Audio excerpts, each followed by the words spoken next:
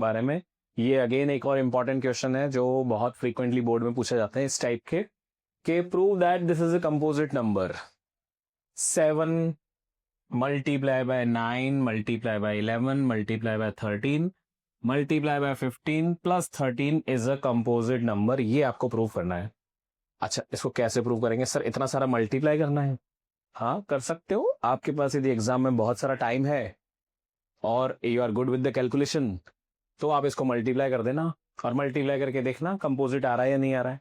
Composite बताने के लिए भी तो आपको उसका प्राइम फैक्टराइजेशन बताना पड़ेगा, क्योंकि कंपोजिट नंबर और प्राइम नंबर्स में क्या डिफरेंस होता है कि कंपोजिट नंबर होते हैं ऐसे नंबर्स जिनके दो या दो से ज्यादा फैक्टर हो, सॉरी दो से ज्यादा फैक्टर हो, दो नहीं, एग्जैक्ट दो फैक्टर हैं तो वो प्राइम नंबर है, दो से ज्यादा है तो वो क्या है? कंपोजिट नंबर है।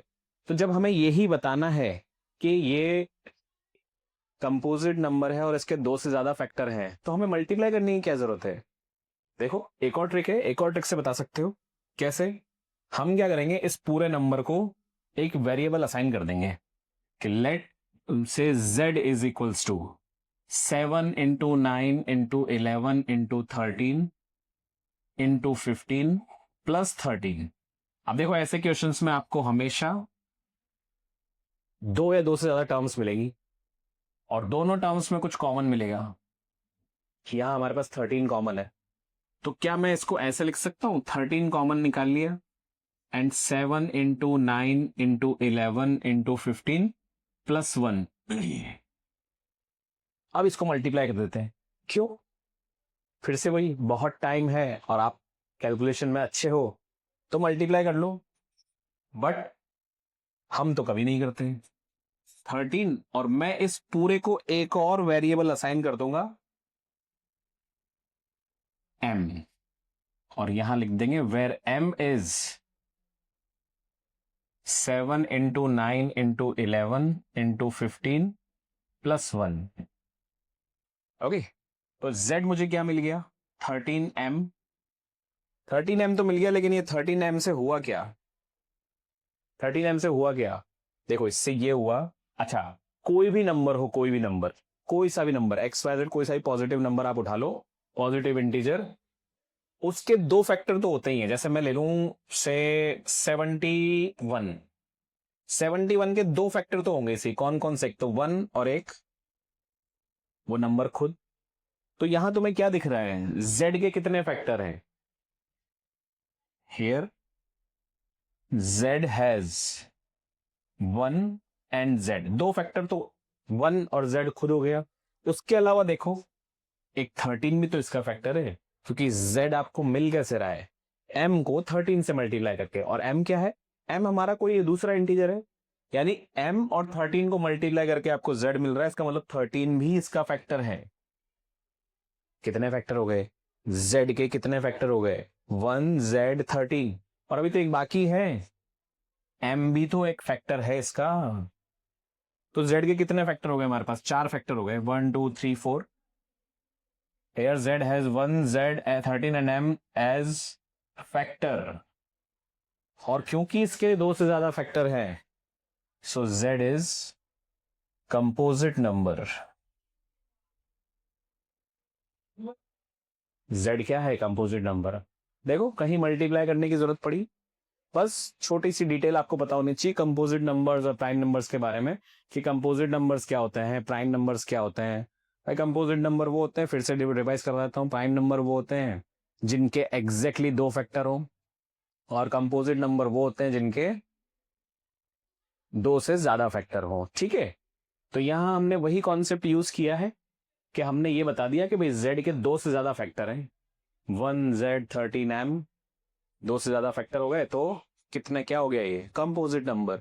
ठीक है, आप चाहो तो मल्टीप्लाई कर लो, आपके पास बहुत सारा टाइम है एग्जाम में और आप अपना टाइम यूटिलाइज करना चाहते हो। ठीक है, तो pause the video to note it down. चलो हम आगे बढ़ते हैं।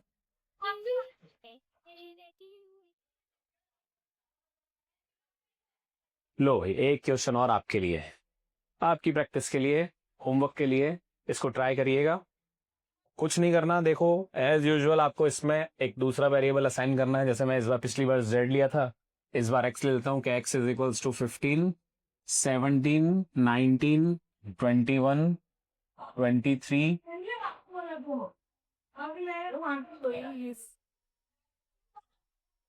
23 प्लस 23, तो देखो कॉमन दिख गया 23।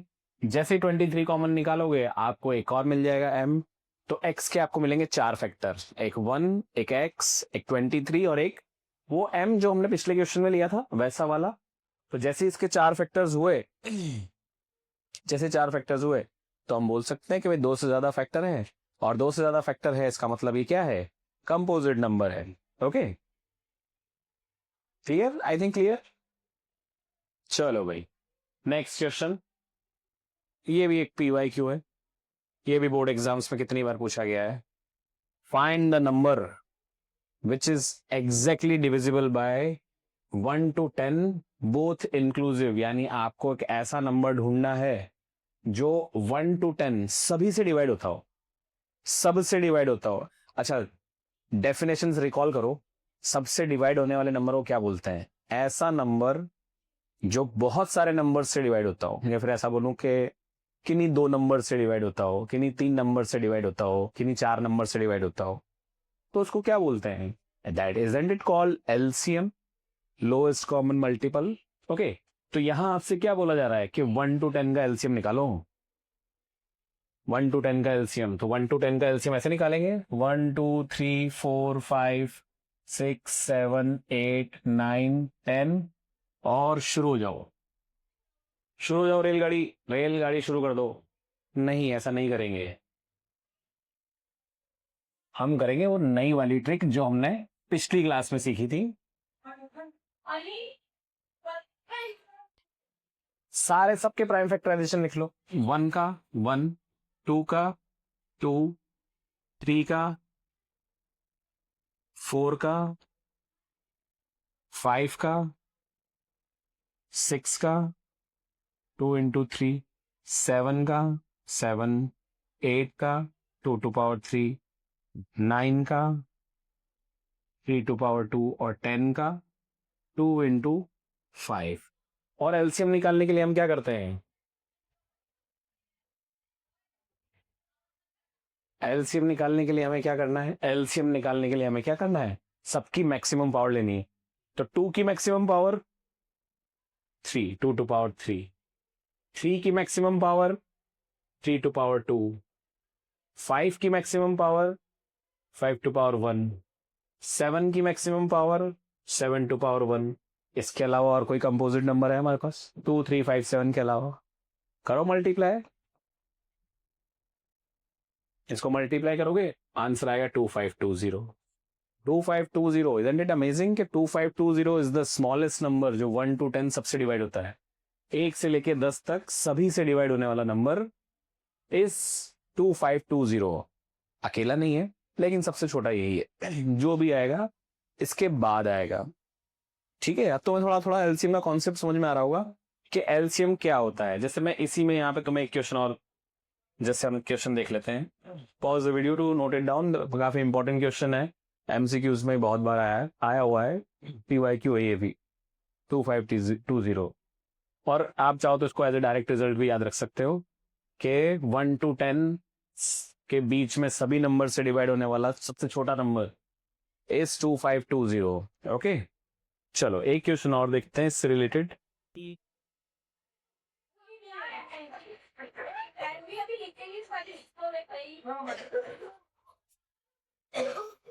चलो आओ, find the least number which when divided by 35, 56 and 91 leaves the remainder 7 respectively. यानी ऐसा नंबर ढूंढना है जिसको 35, 56, 91 तीनों से डिवाइड किया जाए तो 7 रिमाइंडर बचे। यानी अब हम वो नंबर नहीं ढूंढ रहे जो एग्जैक्टली डिवाइड हो जाए, अब हम वो नंबर ढूंढ रहे हैं जो डिवाइड करने पे 7 रिमाइंडर दे। ये कैसे होगा? रिमाइंडर कैसे निकालेंगे? रिमाइंडर का तो सर आपने बताया ही नहीं। एलसीएम में क्या करना होता है, एचसीएफ में क्या करना होता है? आपने तो सिर्फ ये बताया है कि एलसीएम वो होता है जो डिवाइड हो जाता है, सबसे डिवाइड हो जाता है, और एचसीएफ वो होता है जो सबको डिवाइड कर देता है। बट ये रिमाइंडर वाली थ्योरी तो सर आपने डिस्कस ही नहीं की। हाँ भाई, नहीं की, बिल्कुल नहीं की। लेकिन थोड़ा बहुत दिमाग तो हम खुद के लिए रख सकते हैं। जैसे यदि मैं इस लाइन को हटा दूं यहां से और मुझे सिर्फ ये पूछा हो कि find the least number which is exactly divisible by 35, 56 and 91, सिर्फ ये पूछा है। 35, 56 एंड 91 तीनों से डिवाइड हो जाए ऐसा नंबर बताओ, तो निकाल सकते हैं, ऑफ कोर्स निकाल सकते हैं। तो सर एलसीएम की बात हो रही है, एलसीएम निकालना है। तो हम क्या करेंगे, सबसे पहले प्राइम फैक्टराइजेशन करेंगे सबका। 35 का prime factorization 5 to power 1, 7 to power 1। 56 का prime factorization 2 to power 3, 7 to power 1। 91 का prime factorization 7 to power 1, 13 to power 1। तो number exactly divisible by exactly divisible by 35, 56, 91 is क्या हो जाएगा, एलसीएम ऑफ 35, 56, 91 सबका एलसीएम। तो एलसीएम के लिए हम क्या करते हैं, मैक्सिमम पावर ले लेते हैं। तो 2 की मैक्सिमम पावर 2 टू पावर 3, 5 की maximum power 5 to power 1, 7 to power 1 and 13 to power 1। फटाफट से मल्टीप्लाई कर दो तो आपको इसका एलसीएम मिल जाएगा। तो क्या आएगा इसका एलसीएम, 28, कितना होगा, 4 4 7 28, 28 इंटू 13,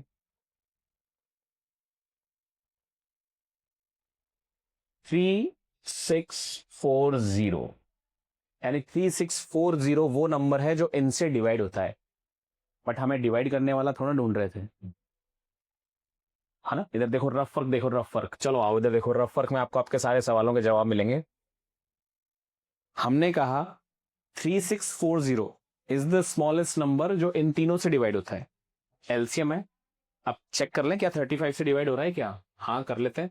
3640 डिवाइड बाय 35, 35 वन 35, 1 0 लगाएंगे तो एक और 0 यहां नीचे उतरेगा। 35 4 हाँ 140 हो गया, तो डिवाइड हो गया 104 times, exactly divisible by 35 at 104 times. लेकिन क्या हम ये ढूंढ रहे थे, यदि मुझे रिमाइंडर कुछ चाहिए यहां से 3640 को 35 से डिवाइड करने पे रिमाइंडर 0 बच रहा है, लेकिन मुझे क्या चाहिए, मुझे तो चाहिए रिमाइंडर 7। तो क्या ऐसा नहीं कर सकते, कैसा, अरे ऐसा जैसा बता रहा हूं, एज रिमाइंडर 7 इज रिक्वायर्ड,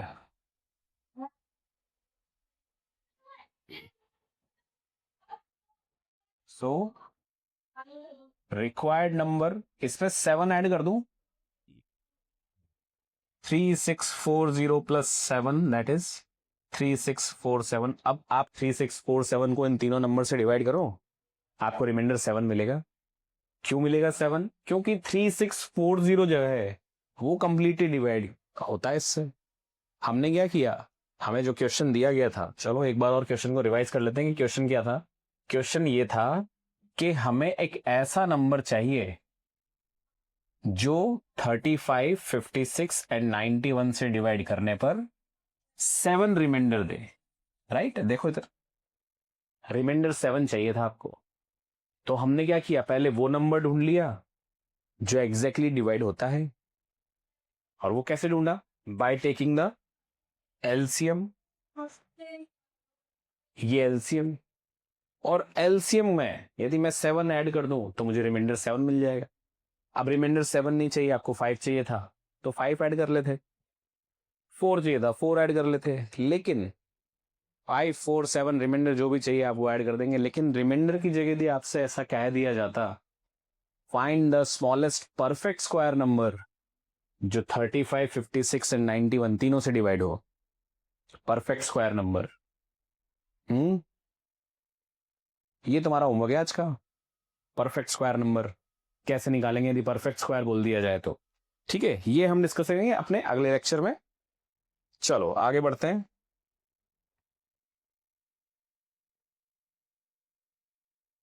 हाँ, वर्ड प्रॉब्लम्स, एलसीएम एचसीएफ की वर्ड प्रॉब्लम्स जो कि थोड़ी सी डिफिकल्ट होती है क्योंकि इसमें डायरेक्टली पता नहीं चलता कि क्या करना है। लेकिन आज के लेक्चर के बाद मैं तुम्हें एक ट्रिक बताऊंगा जिसमें आपको डायरेक्ट पता चलेगा कि एलसीएम एचसीएफ की वर्ड प्रॉब्लम्स में आपको कैसे पता चलेगा कि एलसीएम निकालना है या एचसीएफ निकालना है। चलो क्वेश्चन पढ़ते हैं।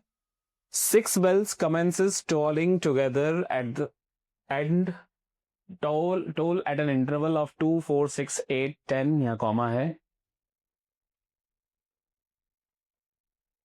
8, 10 and 12 seconds respectively. In 30 minutes, how many times do they toll together, excluding the one at start? यानी पहली बेल है, फर्स्ट बेल, वो हर 2 सेकंड के बाद बज रही है।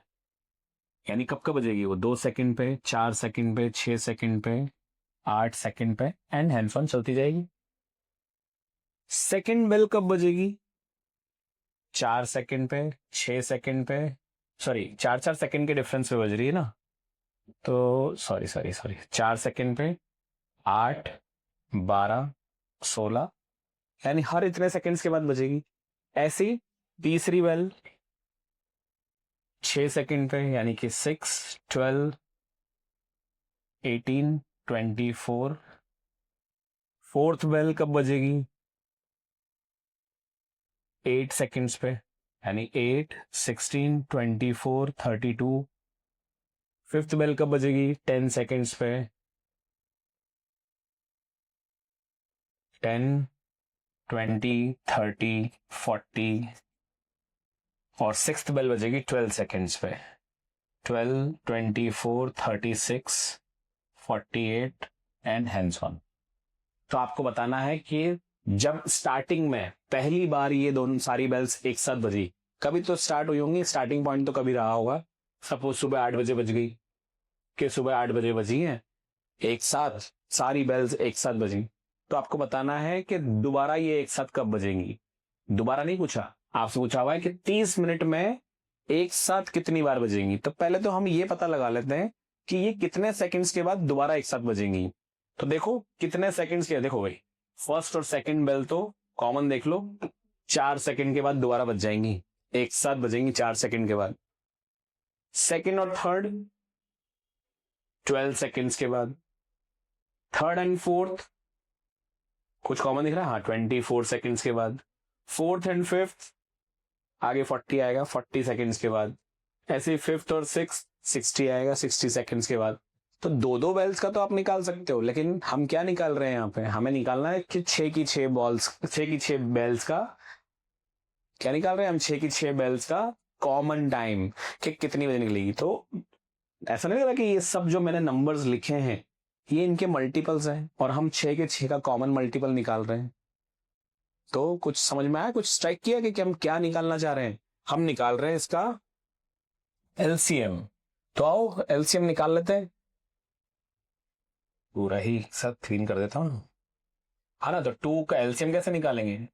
वही प्राइम फैक्टराइजेशन। 4 के लिए 2 टू पावर 2, 6 के लिए 2 टू पावर 1, 3 टू पावर 1, 8 के लिए 2 टू पावर 3, 10 के लिए 2 टू पावर 1, 5 टू पावर 1, 2, 4, 6, 8, 10, 12 के लिए 2 to power 2 into 3 to power 1। तो एलसीएम क्या हो जाएगा इसका? 2, 4, 6, 8, 10, 12। हाईएस्ट पावर देख ले, 2 की हाईएस्ट पावर क्या है? 3,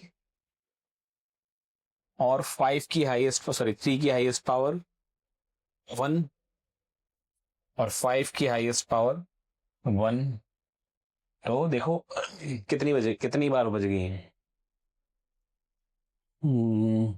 ये होगा 120, यानी after 120 seconds, after every interval of 120 seconds ये 6 की 6 बेल्स एक साथ बजेंगी 120 सेकेंड। अब आपको बताना है कि 30 मिनट में कितनी बार बजेगी। तो 30 मिनट में कितने सेकेंड्स होते हैं? टाइम कितना है आपके पास? 30 मिनट्स। 30 मिनट्स यानी कि 30 into 60 seconds. The number of times 30 into 60 divide by 120, ये इतनी बार बजेंगी। हर 120 सेकंड्स के बाद, यानी हर 2 मिनट के बाद बज रही ना, तो हो गया 15 टाइम्स हो गया ये। सॉल्व कर लो इसको, 30 4 जा एंड 4 15 जा, यानी 15 टाइम्स बजेंगी। अब इसमें ध्यान रखना 15 टाइम्स में ये पहला वाला भी इंक्लूड हो चुका है, 15 टाइम्स में पहला वाला भी इंक्लूड हो चुका है, तो आपसे एक्सक्लूडिंग बोला है तो वो पहला वाला आप हटा दो, 14 टाइम्स इज द आंसर। ठीक है, अच्छा क्वेश्चन था, मजा आया।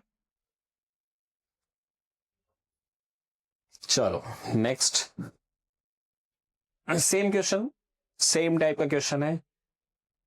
यहाँ 3 बेल्स की 6 बेल्स की बात हो रही थी, यहाँ पे 3 ट्रैफिक सिग्नल्स की बात हो रही है। 48 72 108 सेकंड्स की में 3 ट्रैफिक लाइट्स हैं, रेड येलो एंड ग्रीन, जो हर 48 सेकंड्स 72 सेकंड्स एंड 108 सेकंड्स में ब्लिंक करती हैं। तीनों साथ में 8:20 पे ब्लिंक करी थी, 8:20 आवर्स पे। तो आपको बताना है कि दोबारा साथ में कब ब्लिंक करेंगे। कुछ नहीं, इनका एलसीएम निकालना, तीनों का एलसीएम निकालना और 8:20 में ऐड कर देना कितने सेकंड्स कितने मिनट्स आ रहा है, वही तुम्हारा आंसर होगा। ये तुम्हारा होमवर्क है, हम अगली क्लास में इसको डिस्कस करेंगे। ठीक है, चलो एक और क्वेश्चन, ये एलसीएम का नहीं है भाई, ध्यान से पढ़ना question. A merchant has 120 litres of and 180 litres of 2 kinds of oil. 2 type के ऑयल है एक मर्चेंट के पास, 120 लीटर और दूसरा है 180 liters. He wants to sell the oil by filling the 2 kinds of oil in tins of equal volume. What is the largest of such a tin? इनको क्या करना है, ये ऑयल्स को बेचना है। अब 120 लीटर का कंटेनर तो नहीं बेचा जा सकता, उसे क्या करना पड़ेगा, छोटे छोटे टिन्स में लेना पड़ेगा। लेकिन उसका ये कहना ये है कि जो छोटे छोटे टिन्स लेने हैं,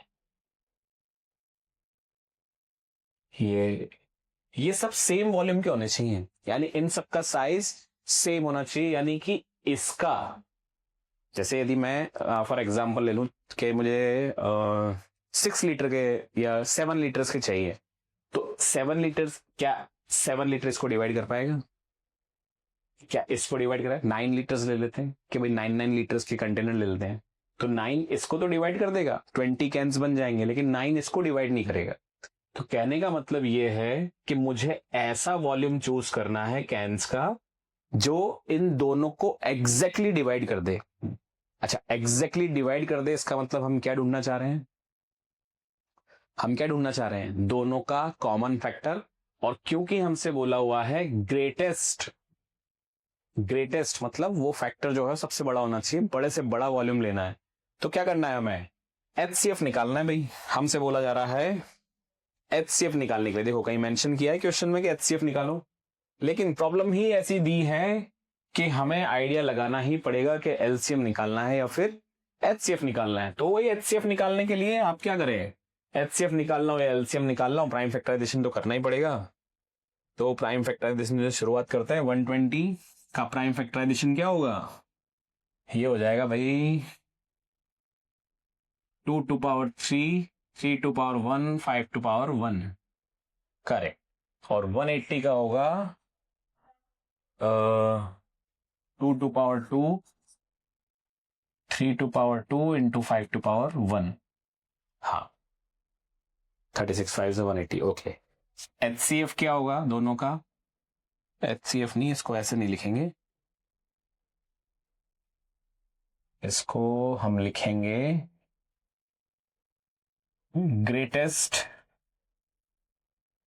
capacity of tin is equals to HCF of 120 and 180। तो भाई 120 और 180 का एचसीएफ के लिए हम क्या करते हैं, मिनिमम पावर लेते हैं 2 to power 2, 3 to power 1, 5 to power 1।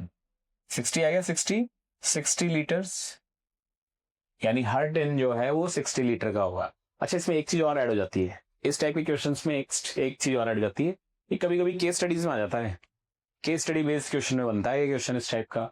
NCERT का ही एक एग्जांपल है, सॉल्व एग्जांपल है, अभी करंट वाली एनसीईआरटी में होगा तो पता नहीं, लेकिन पुरानी एनसीईआरटी में तो हुआ करता था कि 60 लीटर्स के जो कैन बना दिए। अब केस स्टडी में इसमें दूसरा क्वेश्चन ये बन जाता है कि दोनों टाइप के टोटल कितने टिन बनेंगे।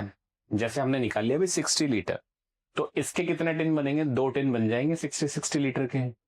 और इसके कितने बन जाएंगे? 3 टिन बन जाएंगे। और इसी केस स्टडी में तीसरा पूछ लेते हैं कि टोटल नंबर ऑफ टिन्स बताओ, तो 2 + 3 5 टिन्स हो गया। और ज्यादा पूछे तो कॉस्ट दे सकते हैं टिन का, कि एक टिन कैन जो है 10 रुपए का है, 50 रुपए का है, 100 रुपए का है, तो टोटल कॉस्ट बताओ कितना आएगा। है ना, मतलब करने में तो कुछ भी किया जा सकता है क्वेश्चन में, आपको बस थोड़ा दिमाग खुला रखना पड़ेगा, है ना। तो आई थिंक आया होगा, समझ में आया होगा। ओके है, चलो नेक्स्ट देखते हैं। सेम क्वेश्चन, इस बार ऑयल की जगह वाइन है। A wine seller had 3 types of wine, 403 liters of first kind, 434 liters of, 120 liters of,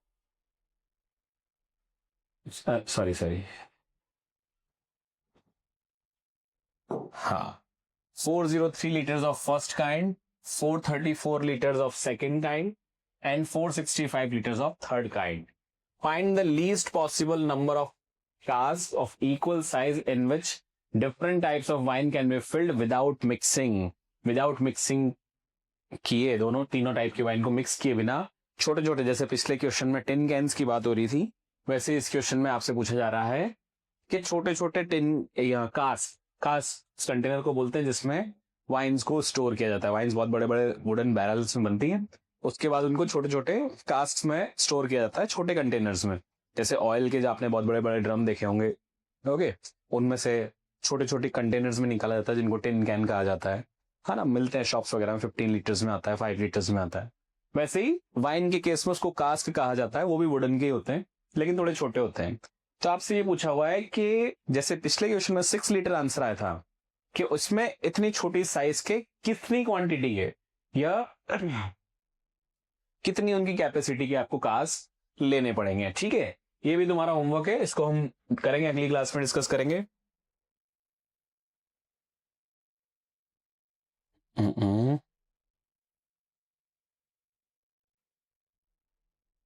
irrational numbers, ये है भाई इस चैप्टर का लास्ट टॉपिक है, रिविजिटिंग इर्रेशनल नंबर, कि इर्रेशनल नंबर्स क्या होते हैं। ठीक है, इर्रेशनल नंबर्स क्या होते हैं भाई? जो रैशनल नहीं होते, सिंपल सी कंडीशन है, जो रैशनल नहीं होते वो क्या कहलाते हैं? Irrational number. ये इर्रेशनल नंबर्स का कॉन्सेप्ट आया कहां से? चलो इसकी हिस्ट्री में चलते हैं थोड़ा सा, कि जब दो नंबर्स को, दो इंटीजर्स को डिवाइड किया जा रहा था, तो हमें दो टाइप के आंसर मिल रहे थे। डेसिमल्स में आ रहे थे, डेसिमल्स में, या तो कंप्लीटली डिवाइड हो जाता था, कंप्लीटली डिवाइड नहीं होता था तो हम डेसिमल लगा के आगे सॉल्व करते थे, है ना। अब डेसिमल आपको दो टाइप के मिले, टर्मिनेटिंग एंड नॉन टर्मिनेटिंग। ये क्या है भाई? ऑलरेडी आप छोटी क्लास में पढ़ के आओ, लास्ट ईयर पढ़ा हुआ 9th स्टैंडर्ड में, कि टर्मिनेटिंग नॉन टर्मिनेटिंग क्या होता है। जैसे यदि मैं 8 से डिवाइड करूं 7 को, तो 0 पॉइंट लगाना पड़ेगा, 7 8 जा 56, सॉरी 8 से नहीं आएगा,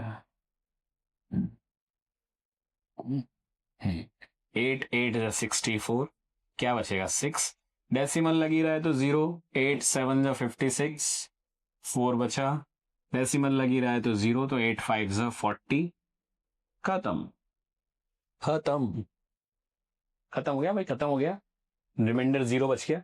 और रिमाइंडर 0 बच गया तो उसी को बोलते हैं टर्मिनेटिंग टाइप ऑफ डेसिमल। और नॉन टर्मिनेटिंग क्या होता है? जब रिमाइंडर 0 नहीं बचता, चलता जाता है, 1 को 3 से डिवाइड कर लो, ये 0 आया, 3 3 जा 9, 1 3 3 जा 9, 1, हर बार रिमाइंडर 1 बच रहा है और हर बार यहां पे 3 आ रहा है, ये कहलाता है नॉन टर्मिनेटिंग, खत्म नहीं होगा कभी। तो non terminating further classified into 2 parts, recurring and non recurring.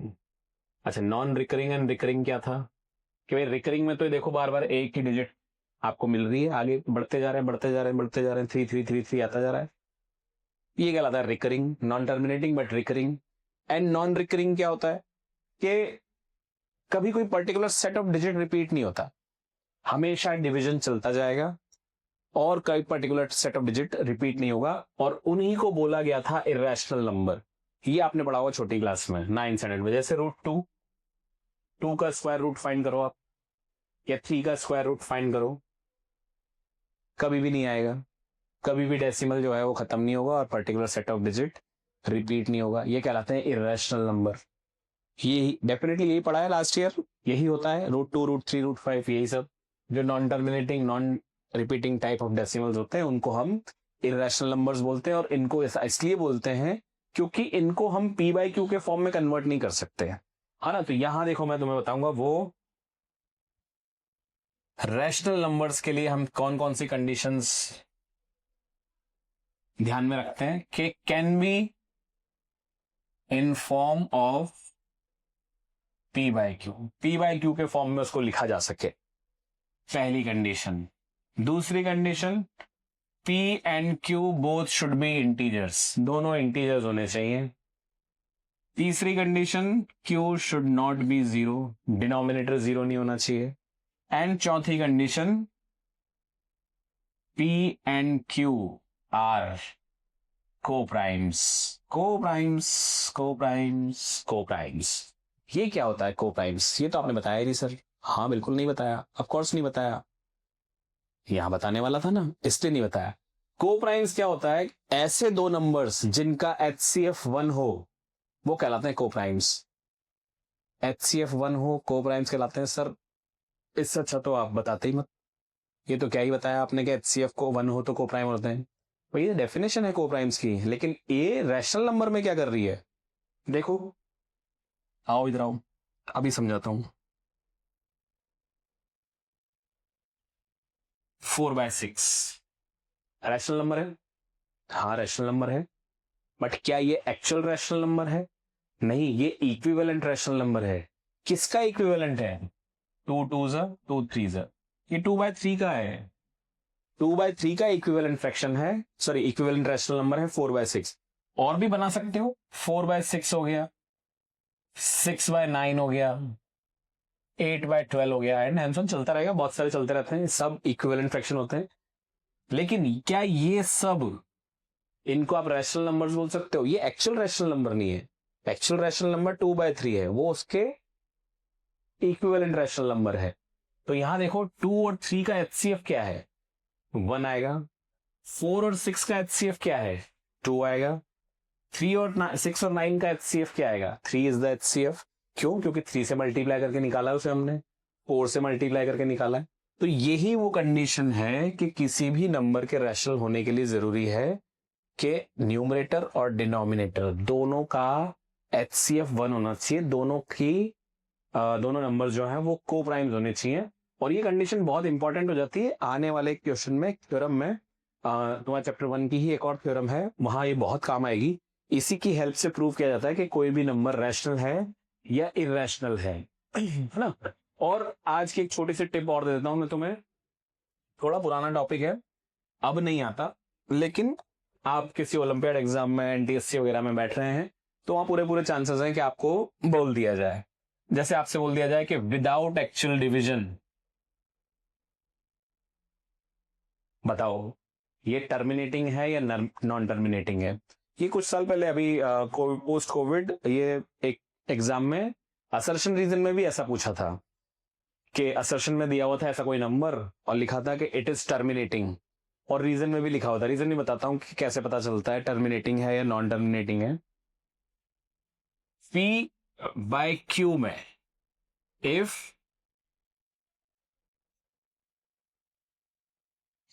prime factorization of